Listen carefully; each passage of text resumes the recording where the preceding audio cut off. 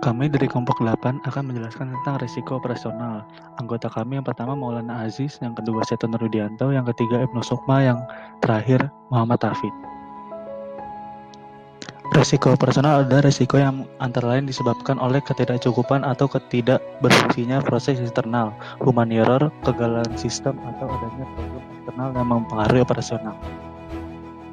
Jenis-jenis risiko operasional ada 4. Yang pertama low frequency low impact, yang kedua low frequency high impact, yang ketiga high frequency low impact, dan terakhir high frequency high impact. Selanjutnya di sini ada contoh risiko operasional, ada 4. Yang pertama proses internal, yang kedua SDM, yang ketiga kegagalan sistem, dan yang terakhir eksternal. Selanjutnya di sini ada pengukuran risiko. Pertama ada ER adalah expect run atau keuntungan yang diharapkan. Selanjutnya ada standar deviasi atau simpangan baku, yang di sini diartikan dengan tingkatan risiko yang semakin besar dengan simpangan bakunya, maka akan semakin besar tingkat risiko yang akan terjadi. Posisi 1 adalah di mana R dan standar juga berada di posisi yang tertinggi. Dalam artinya semakin tinggi pengharapan pada R, maka semakin tinggi kemungkinan terjadi risiko. Posisi 2 adalah di mana R berada pada posisi rendah dan standar pada posisi yang tinggi. Dalam arti keuntungan yang mengharapkan rendah namun kemungkinan terjadi risiko yang tinggi.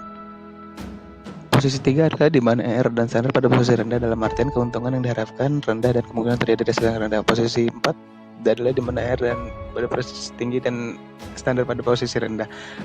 Dan selanjutnya posisi M adalah posisi yang dianggap sebagai titik yang paling optimal. Selanjutnya adalah strategi menghadapi risiko operasional. Yang pertama itu menghitung dan memantau bentuk risiko. Yang kedua memperhitungkan beberapa biaya yang harus dialokasikan. Yang ketiga memutuskan pembentukan mekanisme. Yang keempat memutuskan dari mana sumber dana yang dapat dialokasikan. Menghitung kerugian yang diharapkan. Untuk menghitung kerugian yang diharapkan, jika risiko itu muncul dapat menggunakan kerangka probabilitas. Nah, di sini ada rumusnya, yaitu kerugian yang diharapkan sama dengan probabilitas jika lebih besar kerugian. Berikut ini adalah contoh soal tentang penghitungan kerugian.